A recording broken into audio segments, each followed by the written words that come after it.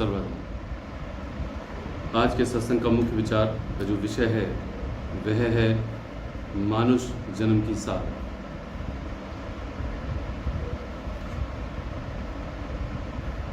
ये विषय दास राजा परीक्षित के और महर्षि शुकदेव के उदाहरण से संगत के सम्मुख रखना चाहता है। राजा परीक्षित को जब ये पता चला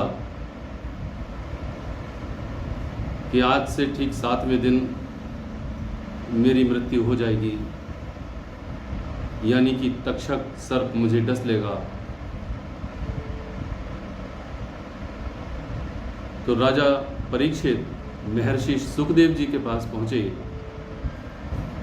इस वास्ते कि अब मेरी मृत्यु अर्थात जो देह का नाश है वो आज से ठीक 7वें दिन हो जाएगा।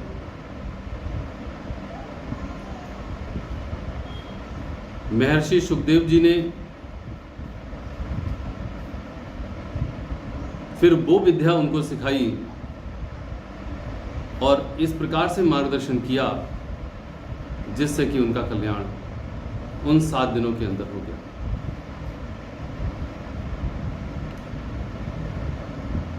यही बात 5000 वर्ष से भी ज़्यादा दिनों के पश्चात वर्तमान काल के योगीराज सद्गुरुदेव महात्मा मंगत राम जी महाराज ने अपने ही एक शिष्य जो आदरणीय प्रेमी देवराज जी थे उनसे भी यही बात कही और वो विद्या उन्होंने सिखाई थी और ये कहा था, प्रेमी इन पर विश्वास करके देखो, 7 से 14 दिन के अंदर तुम प्रेम से इस विधि को अपना करके देखो, तुम्हें पूर्ण अवस्था प्राप्त हो जाएगी। तुम्हें वो अवस्था प्राप्त होगी जिस अवस्था को ये कह रहे हैं तुमसे। तो जो मानव जन्म की सार है, जो मनुष्य का जो सही मायने में जीवन मिला है, तुझे वो प्राप्त हो जाए। लेकिन मैं अभागा जीव, मैं दुर्भाग्यशाली जीव, न जाने कितने सत्संगों को सुनकर के, न जाने कितने सद्विचारों को सुनकर के भी, उन विधियों को जान करके भी मैं उसे अपने जीवन में अपना नहीं पाता। और मेरी दुविधा वहां खड़ी हुई है कि मुझे संसार भी चाहिए और मुझे करतार भी चाहिए।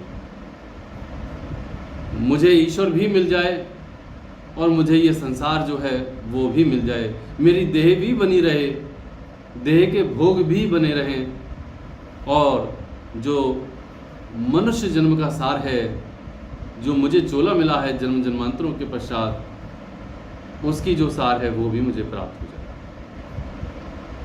लेकिन एक म्यान में 2 तलवारें नहीं रहती, इसलिए एक साथ दोनों का हो पाना ये संभव नहीं है। श्री महाराज जी से एक बार एक प्रेमी ने प्रश्न पूछा, महाराज जी, मनुष्य जीवन की सार क्या है? गुरुदेव ने बहुत संक्षिप्त में उत्तर दिया, प्रेमी, सत्य स्वरूप की तलाश ही मनुष्य जीवन की सार है। एक ईश्वर की प्राप्ति ही इस मनुष्य जीवन की सार है। ये बात सारे सत्पुरुष कह रहे हैं। गोस्वामी तुलसीदास जी महाराज भी इसी बात को कह रहे हैं, बड़े भाग्य मानुष तन पावा, सुर दुर्लभ सब ग्रंथन गावा। बड़े भाग्य मानुष तन पावा, बड़े भाग्य से, ये छोटा भाग्य नहीं है, बड़े भाग्य से मनुष्य का शरीर मिला है, मनुष्य का चोला मिला है, सुर दुर्लभ सब ग्रंथन गावा। सुर कहते हैं देवताओं के लिए, उनको दुर्लभ है ये शरीर। भगवान राम कहते हैं सब ग्रंथन गाभा, सारे ग्रंथ ऐसा गा रहे हैं। ये भगवान राम का संदेश है। उत्तरकांड में ये चौपाई वहां से ली गई। और आगे भगवान राम कहते हैं कि साधन धाम मोक्ष कर द्वारा, पाई न जेहि परलोक सवारा। साधन धाम मोक्ष कर द्वारा, ये साधनों का धाम है, मोक्ष का द्वार है। तू साधन कर इसमें, तू साधना कर इसमें, और ऐसी साधना कर और ऐसे साधन कर जिसके लिए सभी सत्पुरुष कह रहे हैं। और वो कैसे साधन कर, उन साधनों के लिए सत्पुरुष कह रहे हैं कि तू ईश्वर की प्राप्ति के मार्ग पर चल, तभी तेरा कल्याण हो पाएगा, अन्यथा तेरा कल्याण नहीं हो पाएगा। ये बात सभी सत्पुरुष फरमा रहे हैं। लेकिन इसके आगे भगवान राम ने एक चौपाई दोहे के माध्यम से हम सभी को दी, जो चेतावनी है कि ये बात तो बता दी कि भगवान ने बड़े दुर्लभ शरीर को हमें दिया है, मोक्ष की प्राप्ति को दिया है, ईश्वर को प्राप्त करने के वास्ते दिया है, लेकिन यदि मैं नहीं करता तो क्या हो रहा है।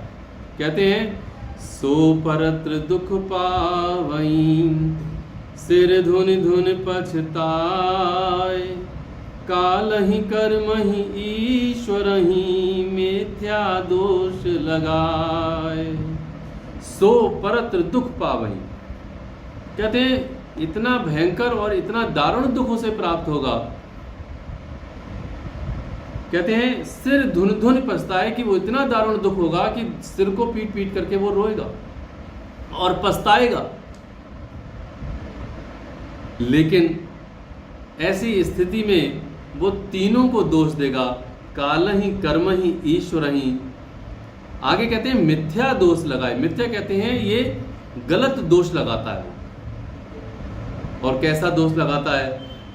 कहता है कि मेरा समय कालहि, काल कहते हैं मेरा जो वक्त था वो ऐसा मुझे मिला ही नहीं, मेरी सर्विस ऐसी थी, मेरा बिजनेस ऐसा था, समझे, मेरा परिवार ऐसा था, मैं नारी थी या मैं नर था, न जाने कितने अपने कहते हैं काल ही, अपने वक्त के लिए वो दोष लगाता है। मेरे पास वक्त नहीं था, मेरे पास समय नहीं था। कर्म ही, कर्म के लिए कहता है कि मैं अपने कर्मों में इतना व्यस्त था, इतना उलझा हुआ था, इतनी उलझने थी कि मैं परमात्मा का भजन नहीं कर सकता। और कहते हैं इसके बाद वो काल को और कर्म को दोनों को दोष देने के साथ साथ भगवान को भी दोष दे देता है। कहता है भगवान की इच्छा होती तो मैं भगवान को प्राप्त नहीं कर लेता। वो भगवान को भी दोष दे देता है। काल ही कर्म ही ईश्वर ही, लेकिन भगवान राम कहते हैं मिथ्या दोष लगाए, वो गलत दोष लगा रहा है। ये दोष उसका मिथ्या है, वो गलत है। इसके ऐसे दोष लगाने से उसका भला नहीं होगा, ये बात बिल्कुल पक्की है। इसीलिए गुरु नानक साहब ने जब गुरबाणी में हम सभी को संदेश दिया, वो भी सुने। भई प्रापत मानुष देह हुरिया, गोविंद मिलन की ऐ तेरी बरिया, अवर काज तेरे किते न काम, मिल साध संगत भज केवल राम। भई प्रापत मानुष देह हुरिया, ये जो मानुष की देह मिली है किस वास्ते मिली है? गोविंद मिलन की ऐ तेरी बरिया। तुझे गोविंद मिलने की, प्रभु से मिलने के लिए, प्रभु से एकाकार के वास्ते मिली है। ये संसार के काम के वास्ते नहीं मिली है। ध्यान रखना इस बात के लिए हर हालत में पक्का इरादा है ये, और पक्का दृढ़ निश्चय है सारे शास्त्रों का, केवल और केवल मानुष का चोला प्रभु की प्राप्ति के वास्ते मिला है और कुछ भी नहीं है। मैं अपने न जाने कितने बहाने बनाता हूं। मेरे लिए सर्विस भी महत्वपूर्ण है, मेरे लिए बच्चों का पालना भी महत्वपूर्ण है, पति की सेवा महत्वपूर्ण है, नई पत्नी की सेवा भी महत्वपूर्ण है, माता पिता की महत्वपूर्ण है, ये मेरे धर्म है। जो तेरा परम धर्म है वो तू भूल गया है। इसलिए वो कहते हैं कि अवर काज तेरे किते ना काम। गुरबाणी है, दास कहां कह रहा है?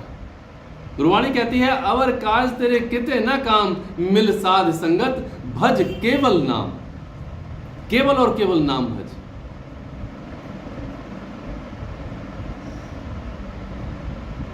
बड़ी बात होती है इस चीज के लिए। हम हर समय भगवान का नाम ले सकते हैं, हर पल हर क्षण ले सकते हैं भगवान का नाम।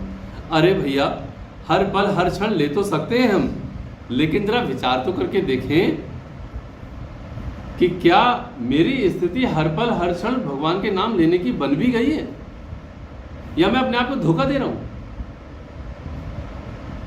यदि हाँ, मेरी स्थिति हर पल प्रभु के नाम को लेने की बन गई है, तो हम कोई भी कार्य करें, हम कैसा भी कार्य करें, कहीं पर भी रहें, कहीं पर भी न रहें, हम प्रभु को ध्या सकते हैं।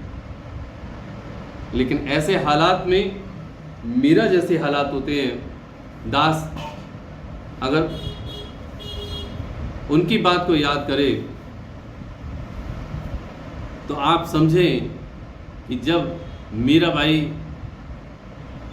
दाल पकाती थी तो दाल जल जाती थी, रोटी बनाती थी तो रोटी जल जाती थी, जहाँ साध संगत के साथ बैठी वहीं बैठी रह जाती थी, जहाँ भजन सुनती थी वहाँ भजन सुनती रह जाती थी, जहाँ भजन गाती थी गाती रह जाती थी।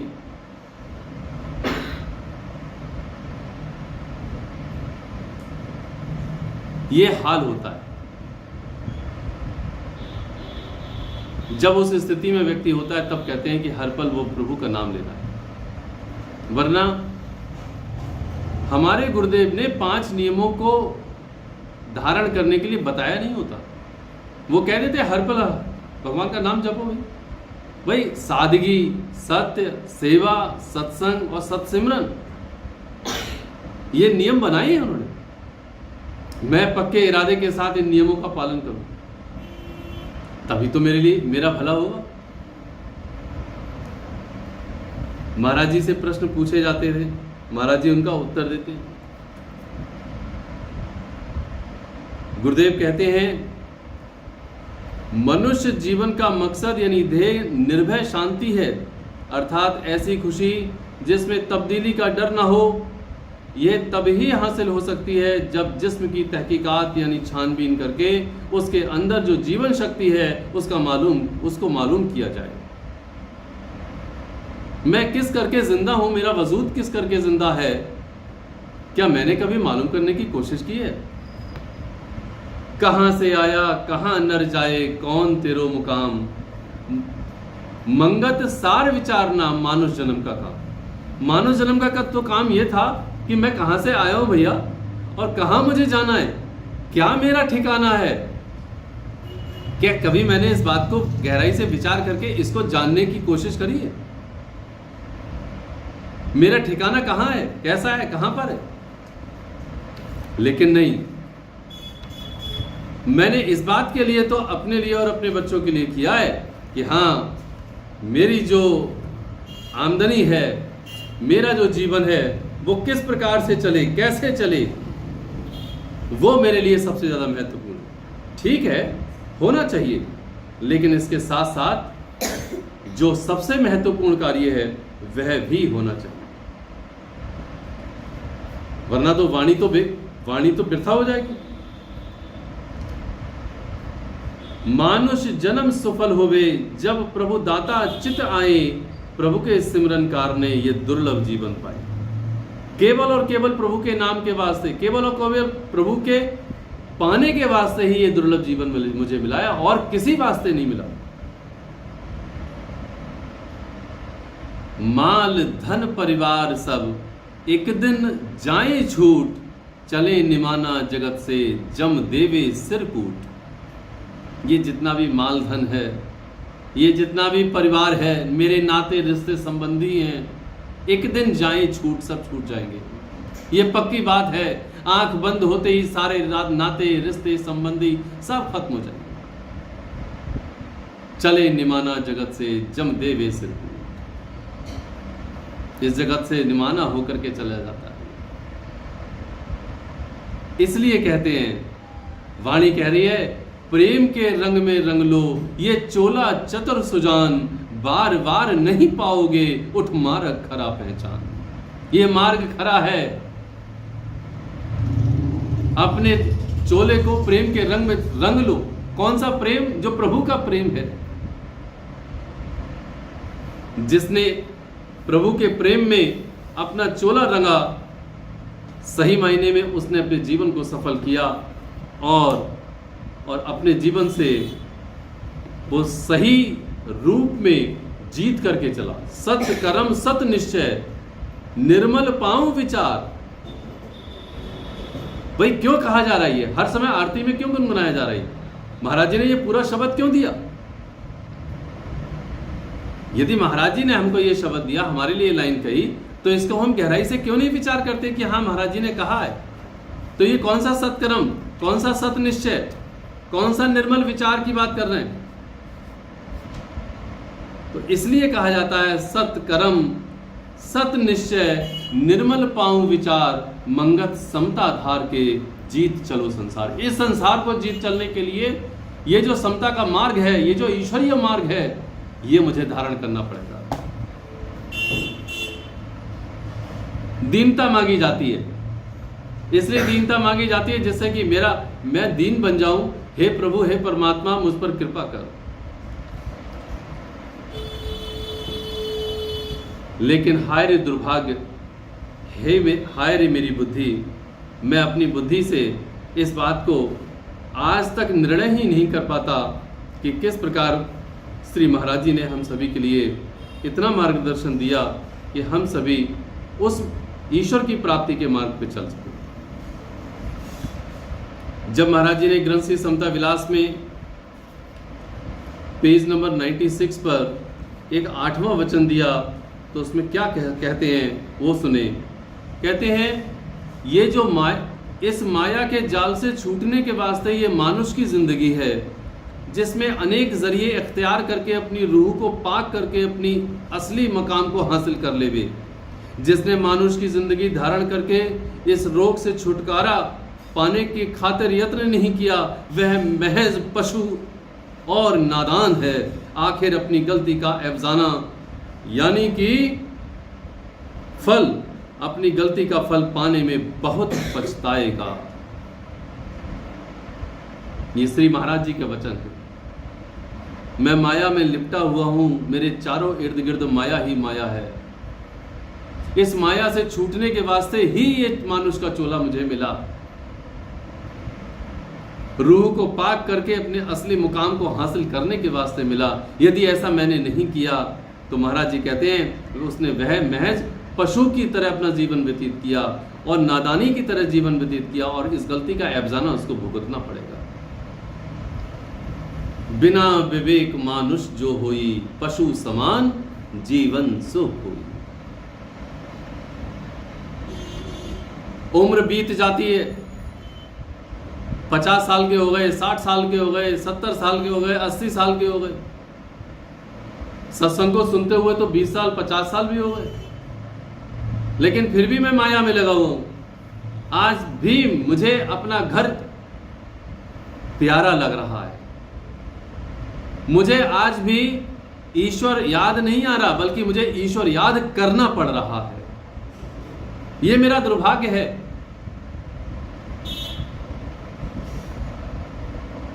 इसलिए कहते हैं कि जो मानुष का चोला तूने पाया है, इस वास्ते तूने करना क्या है? तूने केवल और केवल प्रभु की प्राप्ति करनी है और कुछ भी नहीं करना। ये फाइनल ट्रूथ है, ये सत्पुरुषों का वचन है।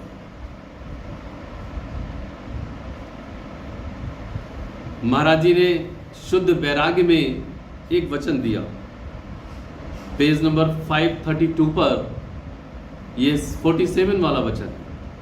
महाराज जी कहते हैं, मानव जन्म की उच्चता अगर है तो यह ही है कि इन विकारों की गिरफ्तारी से असली आज़ादी प्राप्त हो सके। विद्या का निधिध्यासन हो, सत्पुरुषों की संगत और ईश्वर का विज्ञान महज इन विकारों से ही छूटने के उपाय हैं। जो परम खेद, नित्य निराशावादी, जीवन को निर्खेद और पूर्ण आशावादी पद के देने वाले हैं, यह ही उच्च कर्तव्य मानव जन्म की सार है।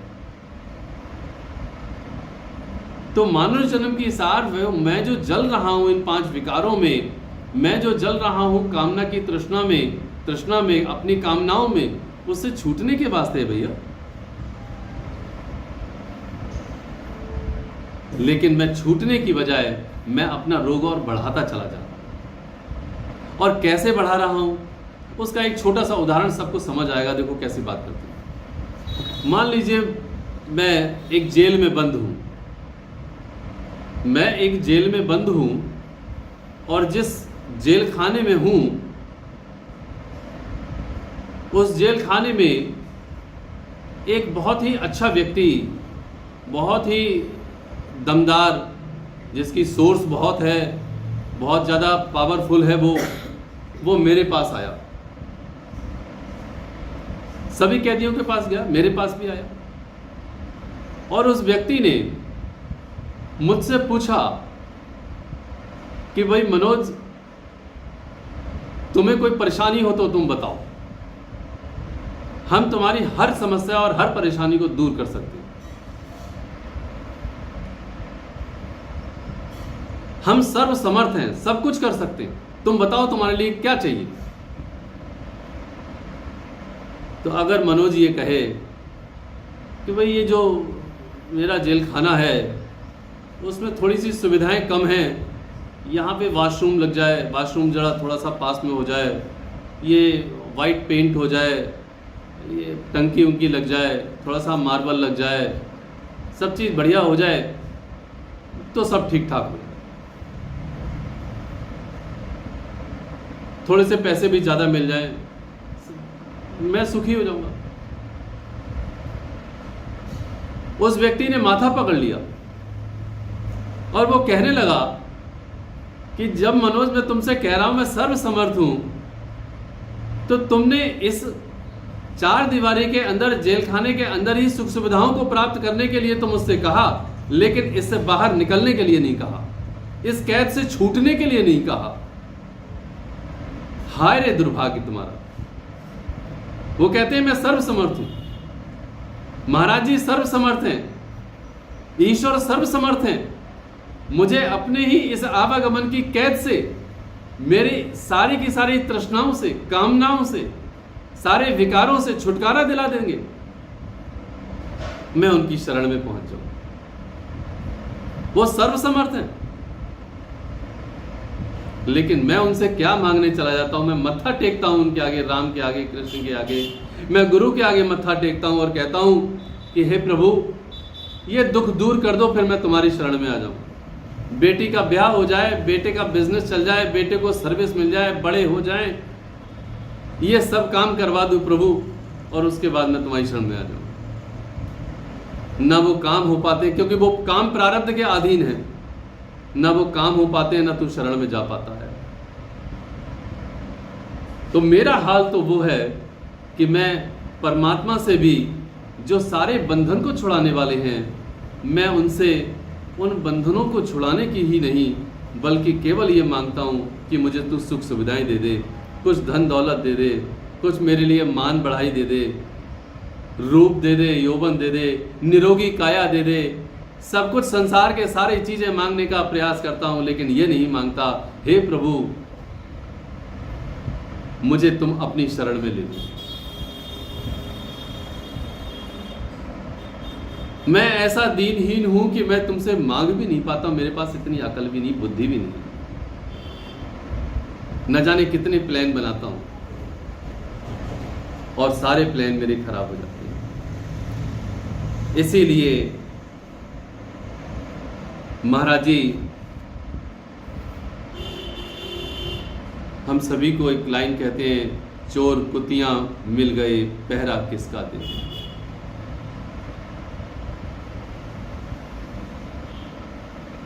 चोर कुतियां मिल गए, पहरा किसका दे। संसार में मैं इतना ज़्यादा घिर गया हूँ कि मेरे लिए यही होश नहीं है कि सही मायने में मेरे लिए प्रभु से क्या मांगना चाहिए। हम सभी को पूरे पक्के इरादे से पूरी कोशिश करनी चाहिए कि किस प्रकार से मैं परमात्मा में लीन हो जाऊं और परमात्मा में लीन होकर के मैं अखंड शांति, निर्भय पद, निर्वास पद के लिए मैं प्राप्त हो सकूं। यही मानुष का चोला है। इसी वास्ते मानुष का चोला मुझे मिला और मानुष के चोले को प्राप्त करके मैं सही मायने में परमात्मा को प्राप्त करने के अखंड जो मार्ग है मैं उस पर चल पड़ूं। सारे शास्त्र कह रहे हैं, इन शास्त्रों की बातों को समझूं मैं, इनके मर्म को जानूं मैं। रामचरितमानस भी कह रही है, भगवान कृष्ण की गीता भी कह रही है, श्री महाराज जी की वाणी भी कह रही है, वचन भी कह रहे हैं, गुरु नानक साहब की वाणी भी कह रही है कि गोविंद मिलन की अब तेरी बरिया, भाई प्रापत मानुष देह हुरिया। तो ये मानुष की देह है वो गोविंद मिलन के लिए मिली है। हम उसको गोविंद को मिलने के वास्ते ही पूरा यत्न करें और किसी भी वास्ते ना करें जिससे कि मेरा जो भी क्षण, जो भी वक्त व्यतीत हो वो परमात्मा के लिए व्यतीत हो, तब जाकर के मेरा मानुष का जन्म सफल होगा। मानुष जन्म सफल होवे, प्रभु दाता चित आए, प्रभु के सिमरन काल ने ये दुर्लभ जीवन पाए। ओम ब्रह्म सत्यम सर्वम।